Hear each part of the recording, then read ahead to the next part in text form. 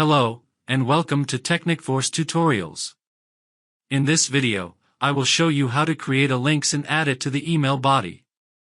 So, first of all, log into your Sendster installation by entering your email and password. Now, this is the dashboard of the Sendster. Click on the links from the left sidebar. Click on Create Link button. Now enter the URL, which you want to allow to track and open that link after that.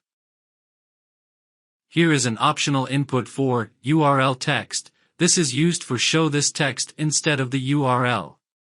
Then click on the Submit button. Here you will get the shortcode and use this in the email body through the editor. Click on the button which you want to add the link. Then paste this shortcode there. It will automatically replace the link. Here, you can see all the visits when you click here.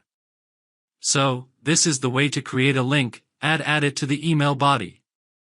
Thank you.